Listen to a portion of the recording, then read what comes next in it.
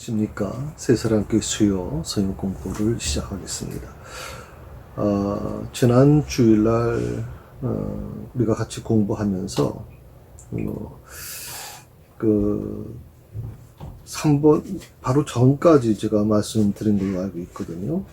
그래서 특별히 너희 중에 어디로 가느냐 묻는 자가 없다고 주님께서 말씀하신 이 부분에 대해서, 특히 5절에서 6절의 말씀이죠. 바로 그 부분에 대해서 우리가 공부하다가 시간상 마무리하고 이제 오늘 다시 만나게 됩니다.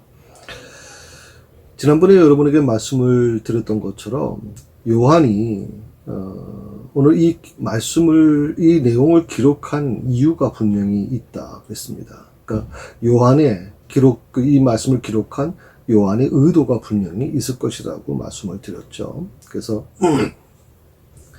자, 주님께서 오늘 이 말씀처럼 너희 중에 어디로 가느냐 묻는 자가 없다라고 하는 이 물음에 대한 그 질문이거든요.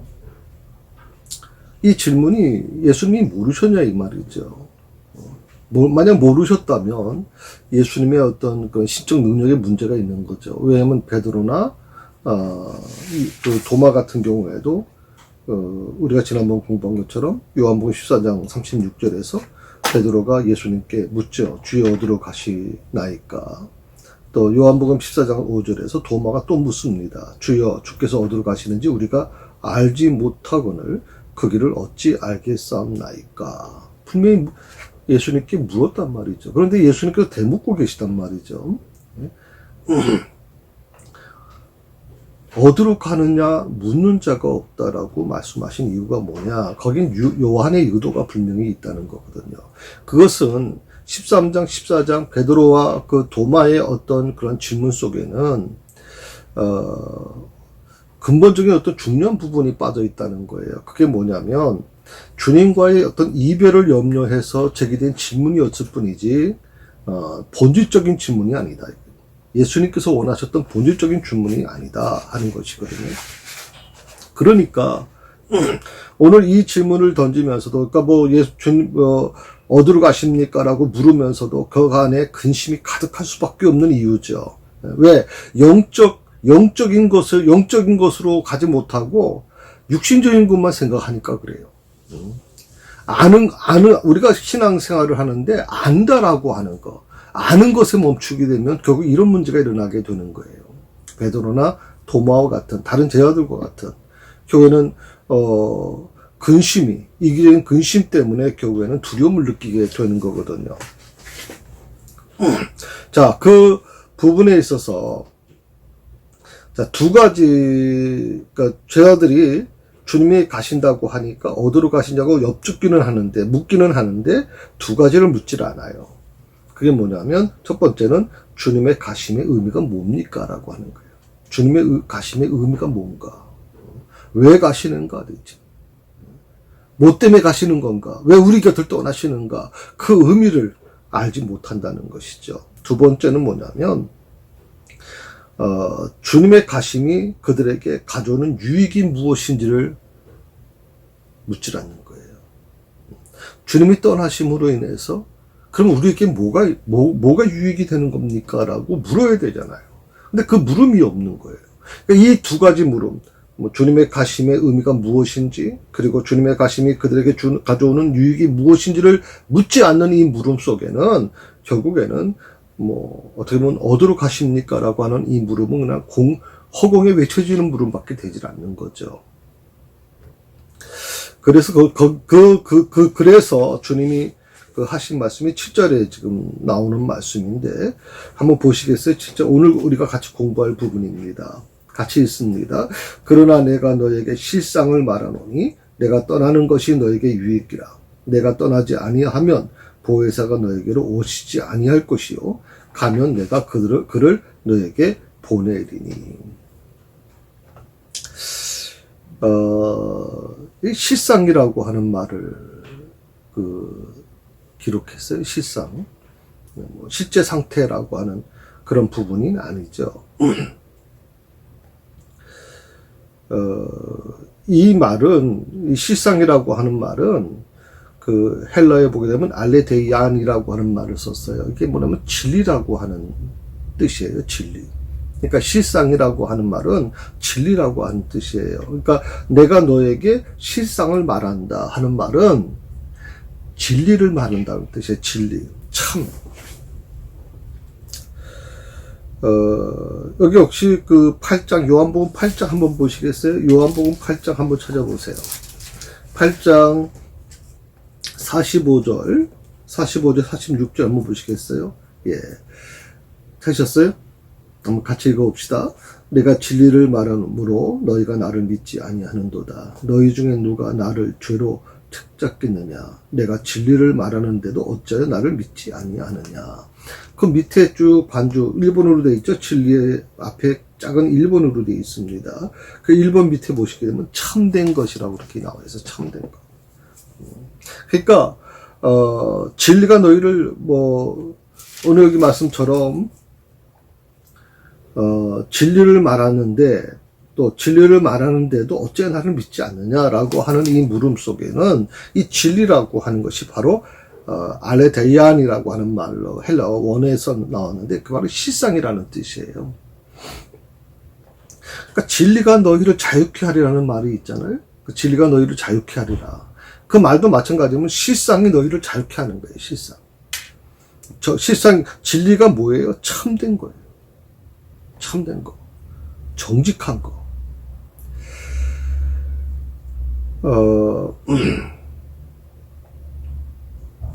어떻게 보면 이 부분은 우리에게 굉장히 좀 중요한 부분을 우리에게 가져다 준다고 생각을 합니다. 그래서 오늘 16장에서 요한은 진리로 번역하지 아니하고 실상이라는 말로 번역하고 있거든요. 조금씩 아마 그런 어떤 요한의 어떤 생각이 조금 다른 어떤 생각에 의해서 이걸 실상이라는 말로 쓸 수 있을 거라고 생각이 듭니다. 근데 이제 공동 번역이나 현대어 성경이나 현대인의 성경에서 보게 되면 이 실상이라고 하는 말을 사실로 번역하고 사실. 그러니까 진리라고 하는 말이나 실상이라고 하는 말이나 사실이라는 말은 다 같은 뜻인데 그 말을 여러 좀 생각해 보시면 신앙생활을 하는 데 있어서 오늘 요한이 이 말씀을 우리에게 주는 의미가 뭘까요? 사실이라고 하는 말, 공동번역에서 얘기한 것처럼 현대인의 성경에서 얘기한 것처럼 사실이라는 말, 실상은 사실이라는 말을 썼잖아요. 그 진리라고 하는 말은 조금 우리에게 좀 추상적인 부분이 될 수 있지만 사실, 있는 그대로. 우리가 신앙생활을 하는 데 있어서요, 가장 조심해야 되는 게 뭐냐면, 있지 않는 것을 얘기하는 거예요. 어떻게 보면 신앙생활을 하는데 가장 위험한 게 뭔 줄 아세요? 아담이, 이제 그 하나님께서 아담과 하와에게 왜 선악을 알게 하는 나무의 열매를 먹었느냐, 따먹었느냐 물었을 때 아담이 뭐라고 얘기합니까? 하나님께서 제게 주신 이 여자가 하는 곳으로 이제 떠넘기지 않습니까? 여자에게 왜 그렇게 하냐고 물으니까 또 뭐라 그랬어요? 여자는 뱀이 그렇게 얘기하잖아요. 신앙생활을 할 때 가장 여러분 중요한 게 뭔 줄 아세요? 그것은 뭐냐면 거짓말하는 거 아니에요. 회피하는 말을 해서는 안 돼요. 사실만 얘기하면 돼요. 그게 바로 진리 안에 있는 거예요. 그러면 시험이 들지 않아요, 여러분. 그런데 많은 부분에서 시험이 드는 이유 중에 하나가 뭐냐면 사실을 사실로 얘기하지 않는 거예요. 그 순간만 회피하려고 하기 때문에 결국에는 거기에서 굉장히 문제가 일어나고 한번 물이 엎질러지면 다시 담을 수가 없잖아요. 마찬가지입니다. 우리 입에서 나온 말은 다시 주워 담을 수가 없어요. 그러다 보니까 교회에서 보통 시험에 들어서 교회를 떠나는 분들의 대부분의 분이 뭐냐면 이 말 때문에 상처가 되고 말 때문에 수습하지 못하고 교회를 떠나는 경우가 많이 있다는 겁니다. 다시 한번 말씀을 드립니다. 오늘 이 7절에 있는 이 말씀, 내가 너에게 실상을 말한다라고 예수님께서 말씀하실 때 이 실상은 진리라고 하는 말이고요. 사실이라는 말이에요. 사실을 얘기하겠다는 거거든요. 진리를 얘기하겠다는 겁니다. 그래서 우리가 신앙생활을 할 때 절대 시험에 들지 않는 방법 중에 하나는 진리 안에 머무는 것, 사실 안에 머무를 때 가능하다는 것입니다. 그리고 7절에 보게 되면 참 재미있는 표현을 하고 있죠. 내가 떠나지 아니하면 보혜사가 너에게로 오시지 않는다라고 합니다. 그러니까 내가 떠나는 것이 너에게 유익이 된다라고 얘기하고 있거든요. 그래서 이 말이 그게 무슨 말인가 하는 것이에요.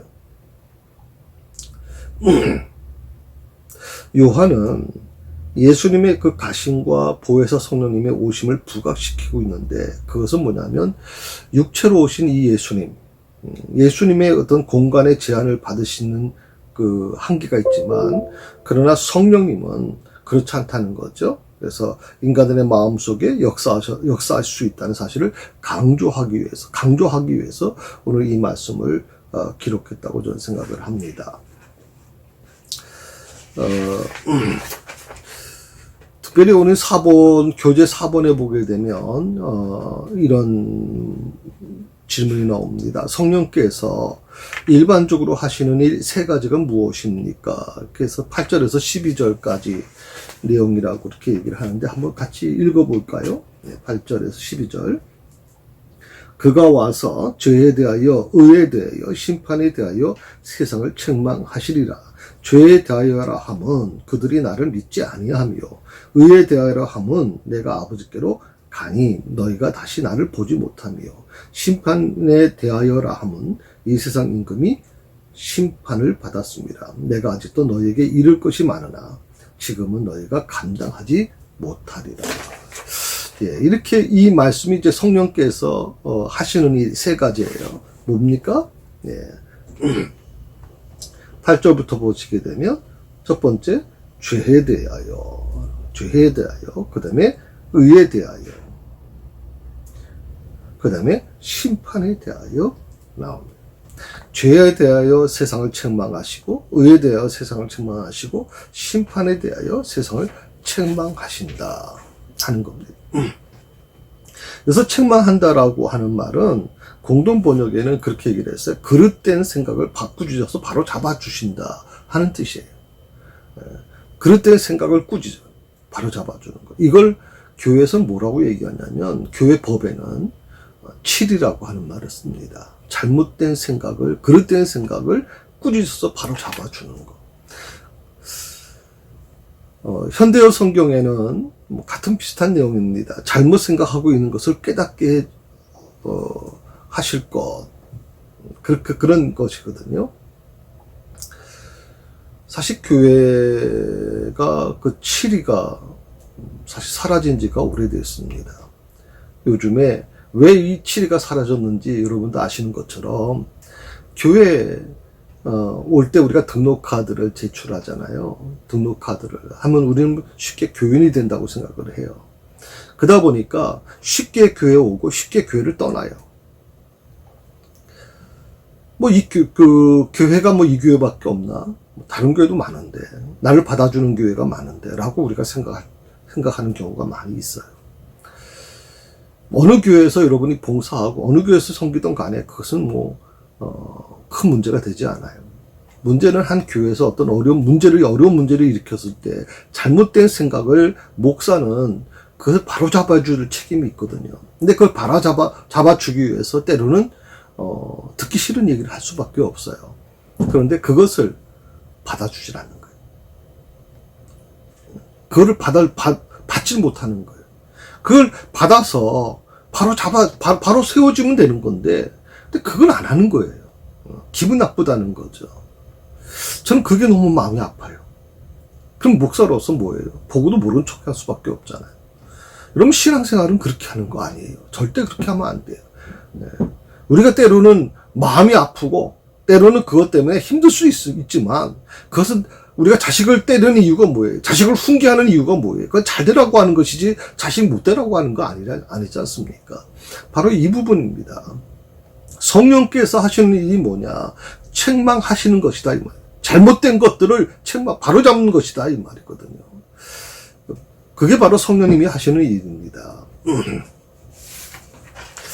오늘은 특별히 성령님께서 하시는 일반적으로 하시는 일에 대해서 조금 이제 제가 첫 번째, 두 번째 말씀을 드렸는데, 오늘은, 세 번째, 예수님께서 제자들에게 남기신 세 번째 말씀을 좀 여러분과 같이 나누려고 합니다. 그게 뭐냐면 성령께서 오셔서 우리에게 주실 구체적인 유익에 관한 것입니다. 오늘 8절의 말씀에서 그가 와서 죄에 대하여 또 의에 대하여 심판에 대하여 세상을 책망하신다 그랬습니다. 3절을 보시게 되면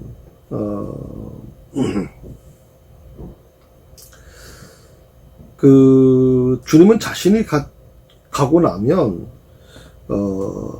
제 아들이 출교를 당할 것이다. 뭐 이전에 나온 얘기죠. 너희를 출교할 뿐 아니라 처음에 제일 먼저 뭐냐면 주님이 떠나시면 출교를 당한다는 거예요. 두 번째 뭐래서 너희를 죽이는 자가 생각하기를 이것이 하나님이 섬기는 일이다. 죽임까지 당할 때가 이를 것이라는 거예요. 그러니까 제 아들은 주님이 떠나는 게 두려운 거예요. 절대 주님이 떠났으면 안 돼. 왜? 주님이 떠나고 나니까 우리가 출교를 당하고, 출교에 대해서 제가 말씀을 드렸죠. 이스라엘 사람들은 이 출교를 당한다는 것은 굉장히 무서운 거죠. 지금도 뭐 인도도 마찬가지고 이슬람권도 마찬가지고 다 마찬가지입니다. 결국에는 이 출교를 당하게 되면 가족으로부터 보호받지 못합니다. 가족의 구성원이 아닌 거죠. 사회로부터 보호받지 못합니다. 그래서 굉장히 위험한 부분이기 때문에 이 사람들이 제일 두려워하는 게 출교를 두려워하고 있거든요.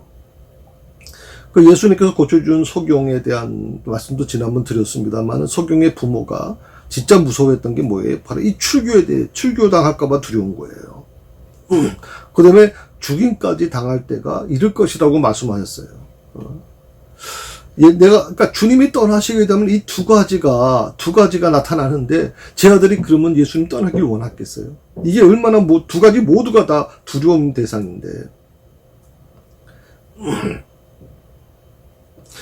제 아들이 주님을 믿는 것 때문에 하나님을 섬긴다고 하는 이들로부터 정죄를 당하고 불의한 자로 몰려서 세상 임금의 심판을 받을 것이라고 말씀하고 계시는 것입니다. 어떻게 보면 너무 억울하죠.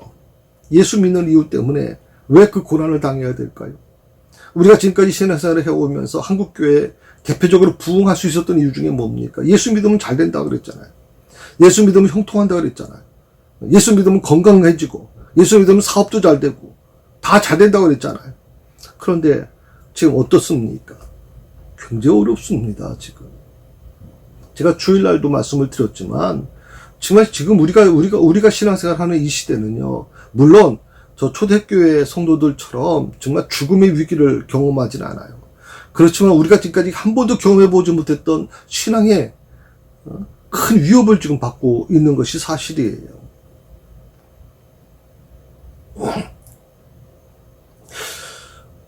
예수 믿는다는 이유 때문에 로마 황제는요, 자기가 신으로 섬기라고 그랬는데 섬기지 않는 기독교인들을 아주 몰살시켰잖아요. 중국도 마찬가지입니다. 공산당의 뜻을 따르지 않으면 기독교인들, 교회, 십자가 다 불태워버리고, 또 예수 믿는 사람들 다 붙잡아 가고 있잖아요. 특히 그 교회 지도자들은 거의 다 감옥에 갇혀 있습니다. 이슬람은 물론이고 불교도 마찬가지죠. 힌두교도 마찬가지입니다. 신앙이 다르다는 이유 때문에 핍박하고 굉장히 고통을 줍니다. 제가 요 내용은 제가 인터넷으로 지금 받은 겁니다. 그래서 그 내용을 조금 좀 설명을 드릴게요. 지방자치단체와 학교 등이 신종 코로나 바이러스 감염증과 관련해 교회 포비아를 조장하는 사례가 잇따르고 있다. 그러면서 한 네 가지 정도로 얘기를 했어요. 인천, 경북, 충남 등의 일부 학교가 중앙대재난안전대책본부의 그 교회 방역 강화 조치와 처벌 내용을 담은 가정통신문을 가정에 발송했다 하는 겁니다. 그 해당 통신문은 교육부가 중대본 자료를 바탕으로 시도교육청에 전달한 공문을 일선 학교가 가정통신문 형태로 만들어 학생편에 전달한 것이다. 중대본은 지난 10일부터 교회 정규예배에 제외한 소모임과 단체 식사를 금지하고 위반 시 최고 300만 원의 벌금을 부과한다고 발표했다.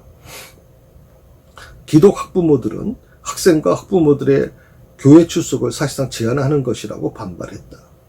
인천의 학부모 김모 씨는 16일 학교는 교회 방역 강화 방침과 벌금에 관한 내용까지 넣어 공포감을 느끼게 했다며 누가 봐도 아이들을 교회 보내지 말라는 말로 이에 대해 불쾌했다고 말했다. 인천의 한 중학교 보건교사는 아이들 안전을 지키고 코로나19 방역에 만전을 기하자는 취지로 상급기관에서 내려온 방역 지침을 전달했을 뿐 학교의 의견을 담지는 않았다고 해명했다. 자, CTS 뉴스에 나온 내용입니다. 자, 학교 가정통신문에 여러분도 아마 우리는 받지 못했을 거예요. 아마 근데 인천 같은 경우 경북 충남에서는 이게 각 가정별로 가정통신문으로 학생들 편에 전달됐거든요. 그래서 전화를 했습니다. 먼저 학교에다 전화했습니다. 누가 대체 이런 식으로 가정통신문을 보냈는가? 이건 교회 가지 말라는 거 아니냐? 보내지 말라는 거 아니냐? 누가 이렇게 했느냐? 그랬더니 학교 관계자가 뭐라고 얘기하면 우리가 한 게 아니래요. 그래서 교육청에서 그렇게 지시가 내려왔기 때문에 했대요. 그러니까 교육청에다 또 전화했대요. 그래서 알아봤어요. 교육청 관계자가 또 얘기합니다. 우리가 그렇게 한 게 아니라 교육부가 지시해왔기 때문에 했다. 교육부에다 또 전화했습니다. 그래서 교육부도 뭐라고 얘기하는지 아십니까? 중대본에서 그런 지침이 내려왔기 때문에 그렇게 했다는 겁니다. 중대본에다가 전화를 했어요. 왜 이렇게까지 학생들한테까지 가정통신문을 보내면서까지 하느냐 했더니 중대본에서는 그런 지침을 내린 적이 없다고 얘기한단 말이죠. 자, 그러면 누가 대체 책임지는 겁니까? 학교도 그런 적이 없다. 교육청도 아니다. 교육부도 아니다. 방역당국도 그렇지 않다. 그럼 대체 누가 이런 일들을 하고 있는 겁니까? 참 충격적인 부분이죠, 이거 지금. 지금 우리가 살고 있는 시대가 바로 그런 시대를 우리가 살고 있다는 거예요. 자, 제 아들이 주님을 믿는 그 믿음 때문에 하나님을 섬긴다는 이들로부터 정죄를 당하고 불의한 자로 몰려서 세상 임금의 심판을 받을 것이라는 거예요. 그러나 성령님께서 오시면 달라진다는 거죠. 그게 뭐냐면 무엇이 과연 죄인지, 누가 과연 의로운 자인지, 그리고 제 아들에게 내린 이 심판의 옳고 그름을 밝히시라는 겁니다. 그래서 8절의 말씀에 보면 그가 와서 죄에 대하여, 의에 대하여, 심판에 대하여 세상을 책망하실 것이라고 말씀하고 계시는 거예요.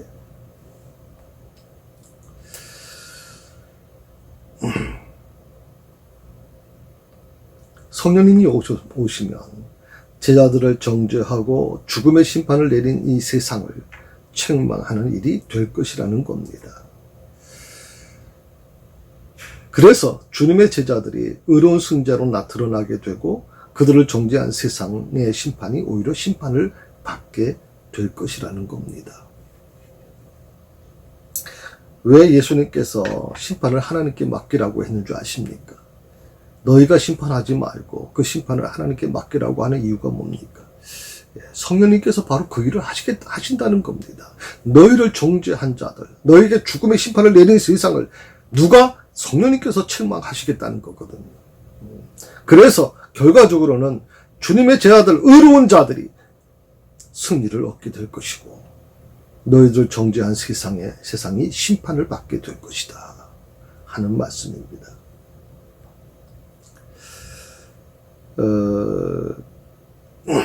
바로 주님이 말씀하신 그 성령님께서 오셔서 죄에 대하여, 의에 대하여, 심판에 대하여 세상을 책망하실 것이다. 이어서 그 말씀의 의미에 대한 설명을 9절에서 11절까지 지금 말씀하고 계세요.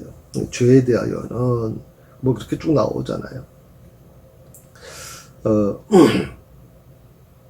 특히 9절의 말씀은 죄에 대하여 하면 그들이 나를 믿지 아니한 것이다. 그러니까 제자들이 주님을 믿는 것 때문에 정죄를 당할 것이지만 오히려 주님을 믿지 않는 것이 죄라고 선언하고 계시는 거고요. 10절의 말씀은 의에 대하여라 함은 내가 그 아버지께로 가니 너희가 다시 나를 보지 못함이라. 예수님의 그 대속의 죽음과 그것을 믿는 믿음만이 우리에게 의가 된다고 밝히는 겁니다. 그래서 의에 대하여라 함은 내가 아버지께로 가니 너희가 다시 나를 보지 못함이라 그렇게 말씀하고 계시는 거죠.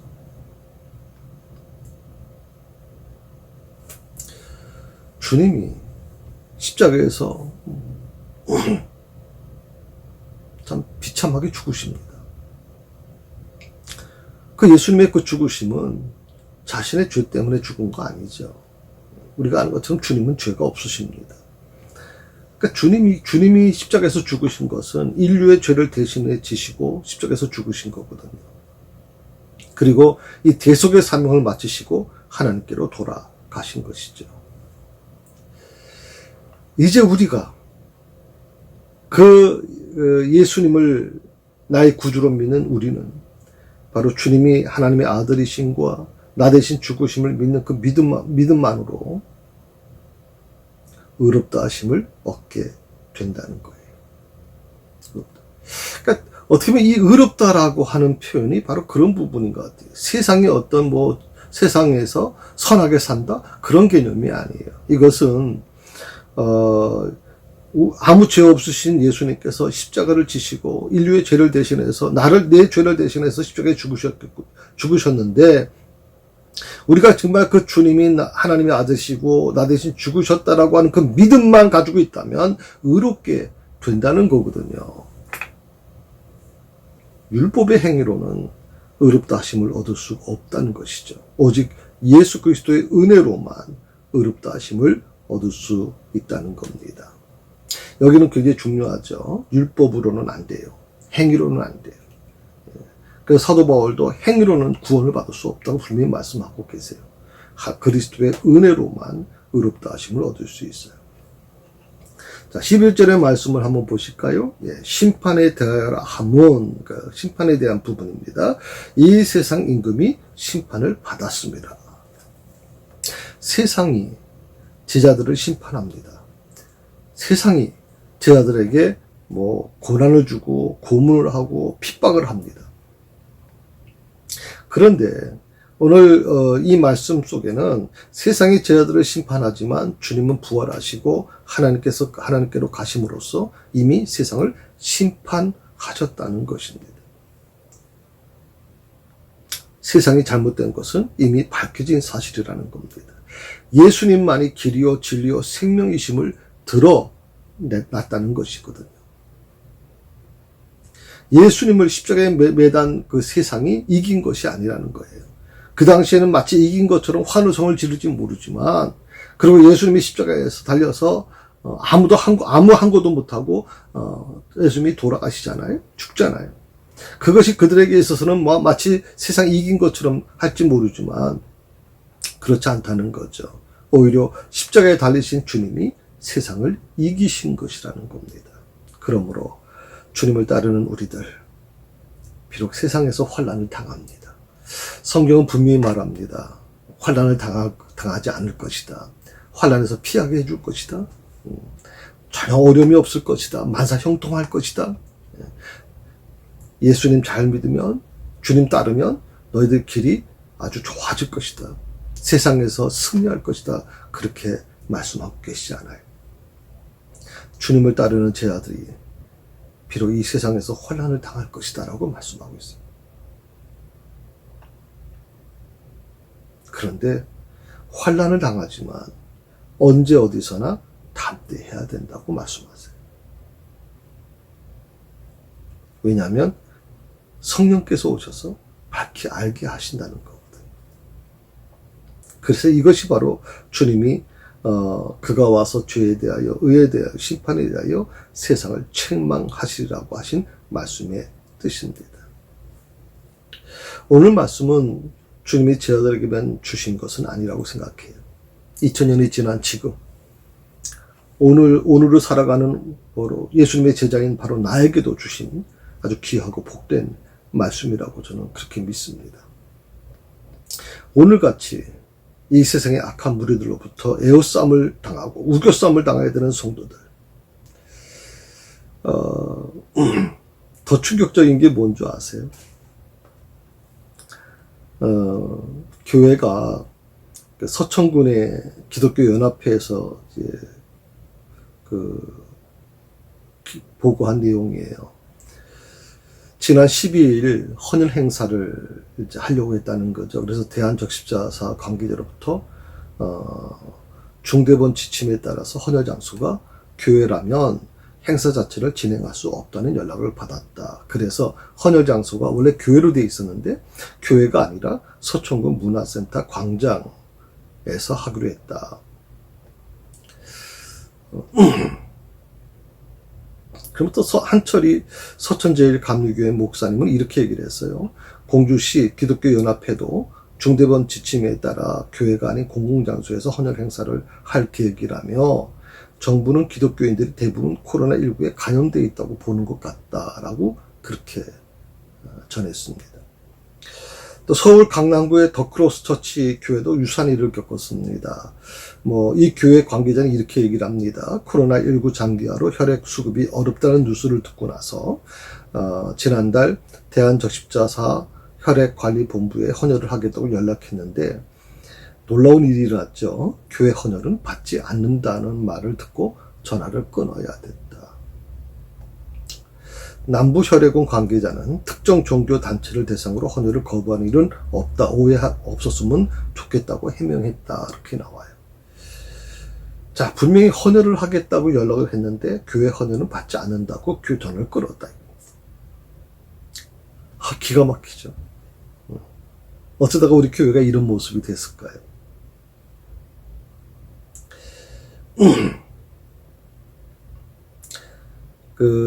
한국기독교교회협의회에 속해 있던 주요 교단장들이 문화체육부 장관을 만났대요. 그리고 그 문화체육부 장관에게 교계 입장을 전달했대요.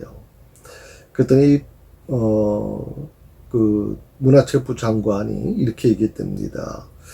정부 조치가 세밀하지 못한 점에 양해를 구하고 교회의 존엄성을 지키는데 힘쓰겠다고 약속했다고 전하고 있습니다.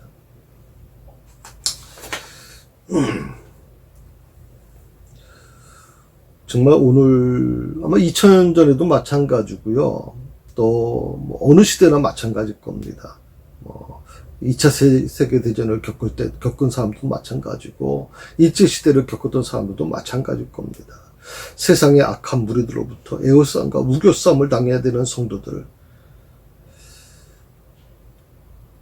정말 위로가 필요하죠. 정말 위로가 필요해요. 그런데 오늘 이 말씀은 그가 와서 죄에 대하여 의에 대하여 심판에 대하여 세상을 책망하실 것이라고 하는 이 주님의 말씀은 얼마나 큰 위로가 되었겠습니까?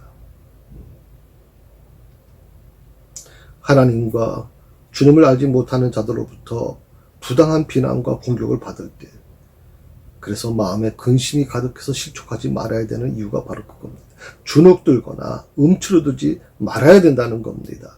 주님을 부인하며 교회를 헛듣고 성도들을 책망하는 세상을 누가? 성령께서 책망하실 거라는 겁니다. 세상의 악한 자들을 하나님이 이미 심판하셨음을 잊지 마십시오. 그리고 오늘 말씀을 통해 정말 큰 위로를 여러분이 받으셨으면 좋겠습니다.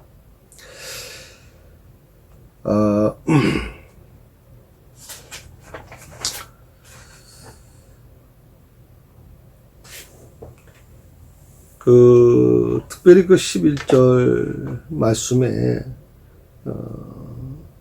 이 세상 임금이 심판을 받았습니다. 이렇게 얘기를 하고 있거든요. 이 세상 임금. 이 세상 임금이 누구를 부르냐 하는 건데,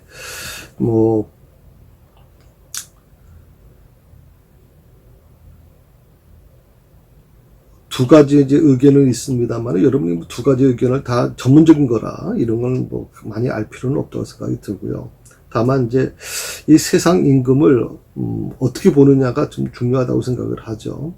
그래서 뭐 사탄으로 보느냐, 그래서 사탄 임금이 심판을 받는다라고 하는 것으로 보느냐, 아니면 또 주님으로 보는 견해도 사실 있어요. 이 견해는 심판에 대한 성령의 책망을 그리스도에게 행해진 성령의 책망으로 풀이한다, 이렇게 어느 책에 보니까 나와 있는데,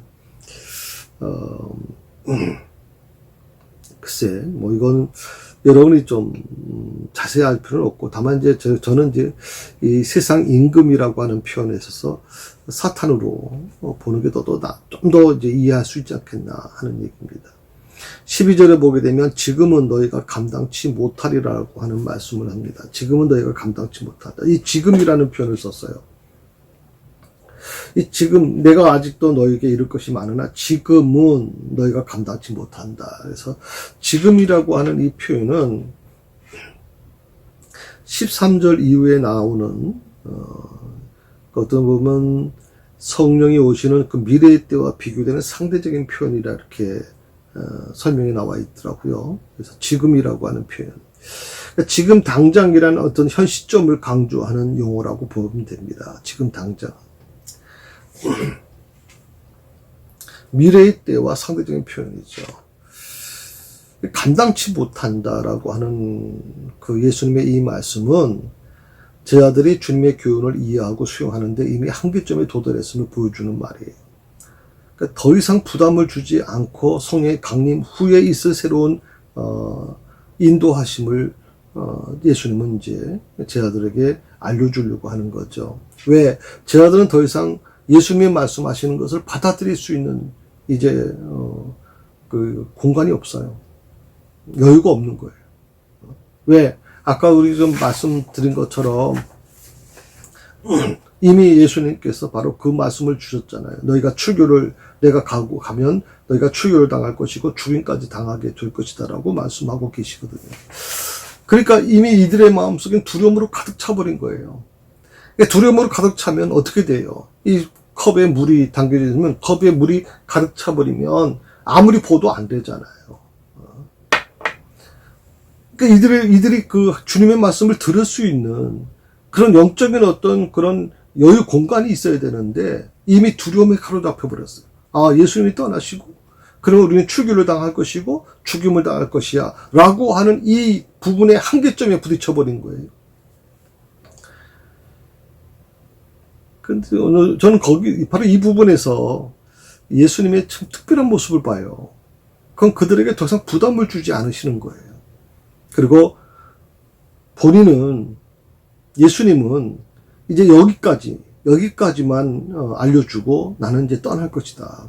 그러면 보혜사 성령이 와서 새로운 너희를 인도해 가실 것이다. 13절, 14절이 바로 그런 부분이에요. 한번 같이 읽어볼까요?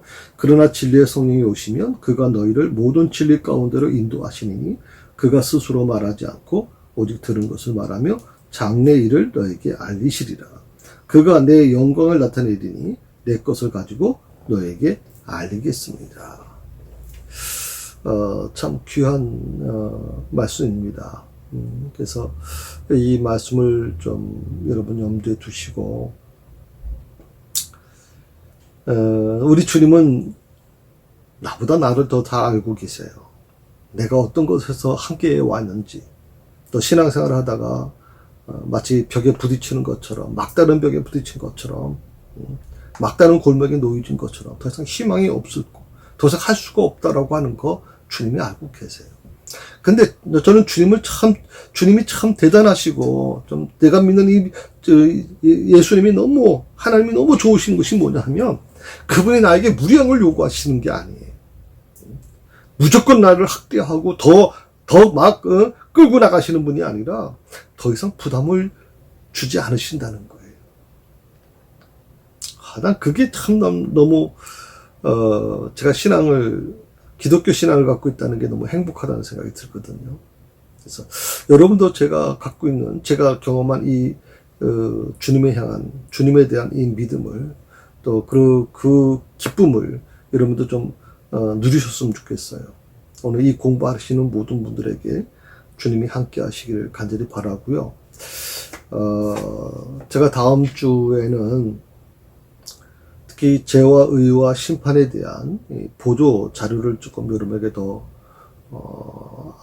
알려드리도록 하겠습니다. 인터넷에서 제가 자료를 뽑은 건데, 이 자료를 제가 가급적이면 올려놓도록 하겠습니다. 교회 홈페이지에 올려놓던지, 또, 요번 주일날 필요하신 분들은 밑에, 좀 비치해 놓겠습니다. 이 교재를 가지고 다음 주에 좀 더 구체적으로 설명해 드리도록 그렇게 하겠습니다. 특히 성령님의 오심으로 인해서 어떤 일들이 우리 삶 속에 일어나고 있는지, 우리가 이 성령의 은혜를 받았다, 성령 체험을 했다라고 하는 것을 얼마나 잘못된 신앙을 갖고 있는지를 대해서 한번 생각해 보려고 하는 겁니다.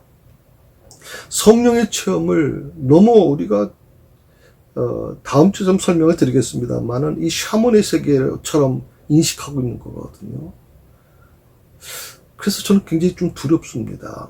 그래서 이 성령의 임재하심이, 강림하심을 통해서 성령님이 내 안에 오심을 해서 어떤 일들이 일어나고 있는지, 그리고 진정한 신앙의 모습, 요한이 전하려고 하는, 예수님이 요한을 통해서 우리에게 전해주려고 하는 이 말씀이 과연 어떤 것인지, 오늘 그 부분을 다음 주에 우리가 공부하도록 그렇게 하겠습니다.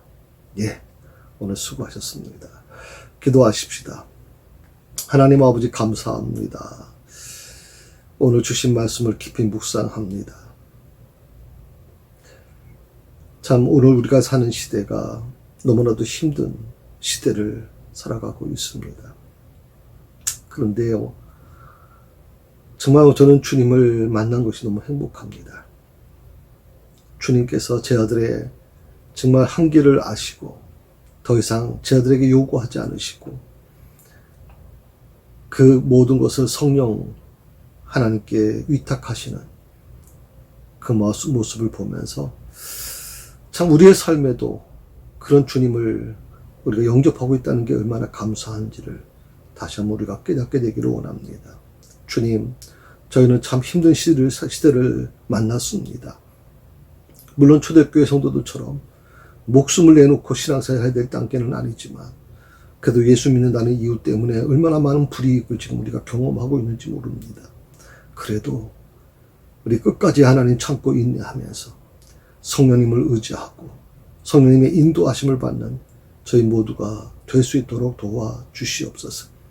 아버지, 오늘도 이 말씀을 통해서 다시 한번 우리 신앙을 점검하고 주님의 뜻에 순종하는 삶이 되기를 간절히 원하옵고, 사랑하는 성도들 한 사람 한 사람 주께서 친히 인도하여 주시고 붙잡아 주시옵소서.